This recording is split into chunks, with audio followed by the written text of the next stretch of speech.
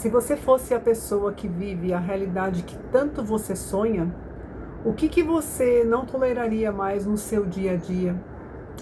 Sabe que eu venho nesse meu despertar, nessa minha busca por autoconhecimento, através de tantos conhecimentos, uma das coisas que eu venho mais aprendendo com a lei da suposição ou com a sustentação daquele sentimento de já viver o futuro que eu quero presenciar no agora, é justamente saber dizer os nãos, né? Que a gente tem tanta dificuldade por tanto tempo viver em padrões que foram trazidos ao longo da nossa vida, né?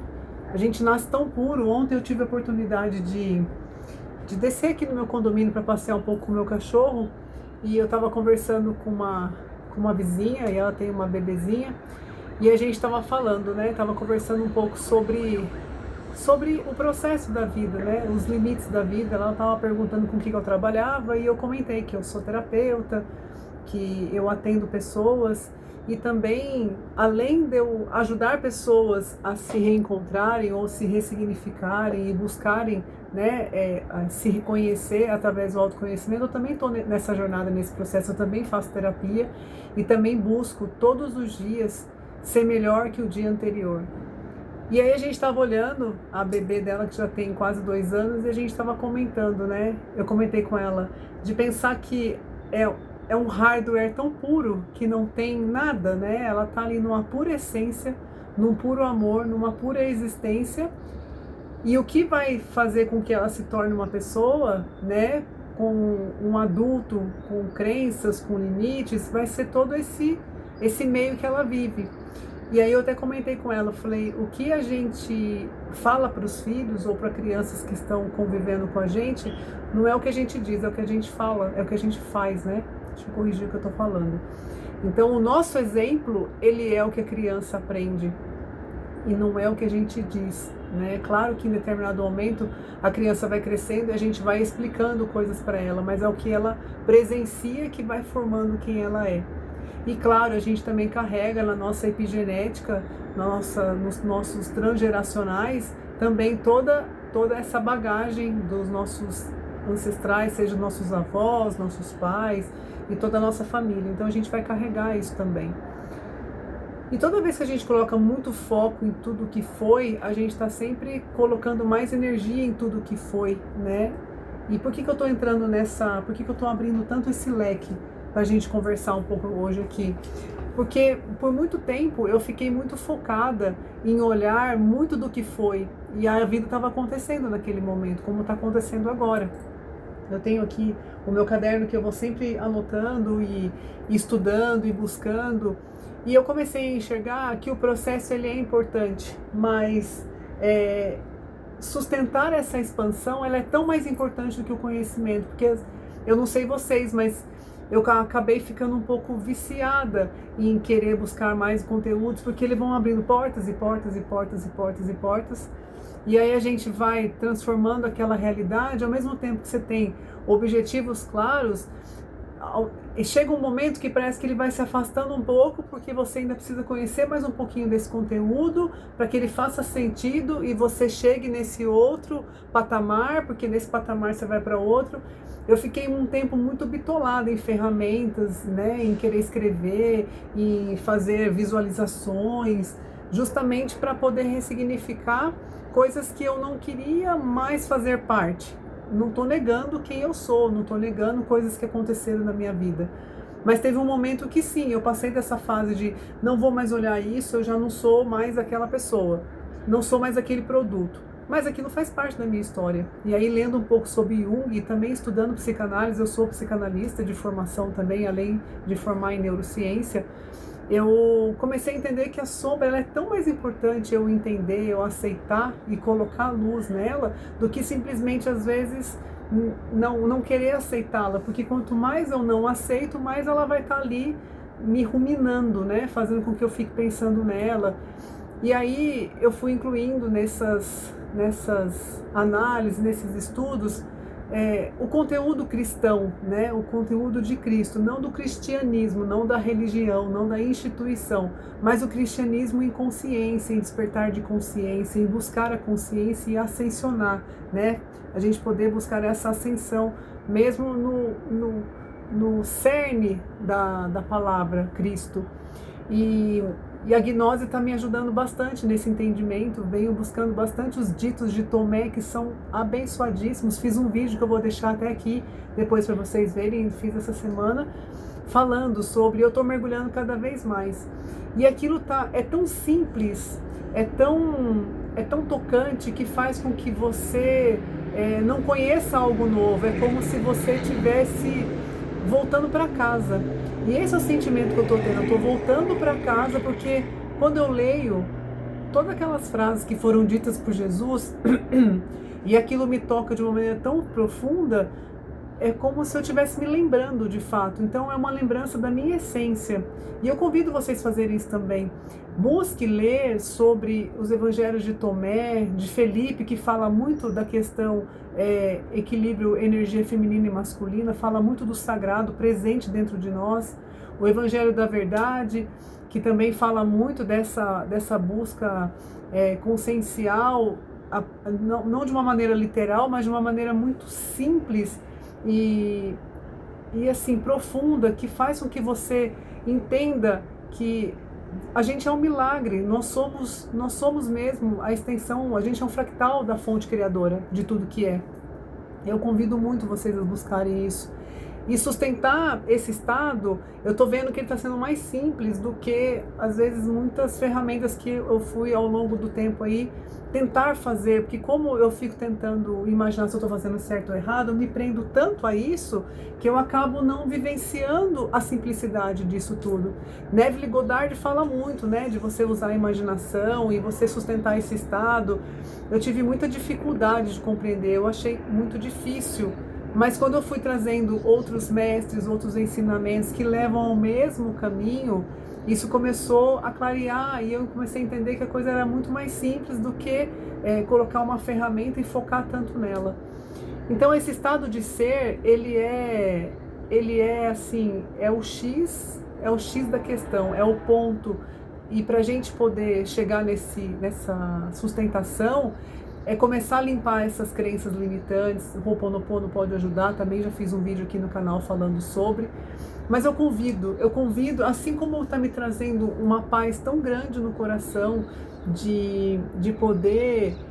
É engraçado porque é como se eu visse, né, virou um arquétipo para mim. Toda vez que eu vou ler sobre Tomé, eu me imagino abraçada com Jesus, né? Aqui eu estou falando de novo, não na questão do cristianismo, mas de uma pessoa como um terapeuta que fala, olha, tem um caminho aqui, ele está aberto para todo mundo, use, ele é seu, o mesmo poder e o mesmo dom que eu tenho, você também tem. Então isso vem me trilhando, me guiando de uma maneira muito abençoada. Eu não consigo ter palavras, eu estou tentando aqui pensar e tentar imaginar como eu poderia trazer isso numa simples frase, eu não consigo trazer, mas eu consigo sentir. E a gnose, né, o gnóstico, ele traz muito isso, porque ele não vem de uma maneira dogmática, ele não vem de uma maneira que você tem que olhar para fora para conseguir se tornar alguém. Não, é você se tornar alguém para que algo de fora reflita aquilo. E aí o céu é o limite. Se você, a gente fala tanto de manifestação aqui, se você tem a intenção de manifestar coisas na sua vida, sejam coisas materiais, pagar conta, ter uma casa boa para você e para sua família, ter um emprego melhor, um emprego mais digno, dar passos para trás e entender que a vida não é feita de esforço. A gente pode ter qualidade e ao mesmo tempo ter um retorno abundante sobre isso, né? E a gente foi ensinado tanto tempo a viver numa questão de sacrifício. Eu me lembro quantas vezes, meu Deus, que eu trabalhei por muitos anos na área administrativa hospitalar. Eu me lembro que em fechamento de faturamento eu entrava às 7 horas da manhã e muitas vezes eu saía 3, 4 horas da manhã do dia seguinte, voltava para casa, tomava um banho e voltava de novo para o hospital para ficar nesse ritmo frenético. Foi importante? Naquela época eu pensava como eu penso hoje? Não, mas aquilo ao longo do tempo me desgastou bastante e eu não quis mais voltar para essa área, né? Se eu voltasse hoje, não é a minha intenção, então nem coloco energia nisso. O plano B é que o plano A dê certo. Então eu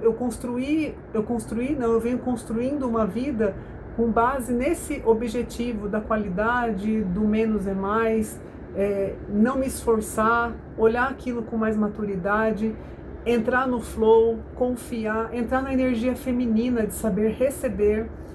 Todos nós temos energia masculina e feminina, e por muito tempo eu fiquei na energia masculina de ação, de fazer, de prover, de pagar, de acontecer, de correr atrás, de estar sempre ali, ó, batalhando. E não estou dizendo que isso é errado, mas hoje ele não condiz mais com a pessoa que eu estou me tornando. Então são os nãos que eu estou aprendendo ao longo de 6 anos mais ou menos aí, são os nãos que eu estou aprendendo a dar. Hoje eu trabalho num ritmo bem mais lento do que antes, tenho uma vida muito melhor do que antes, talvez porque eu consiga ter os pés no chão.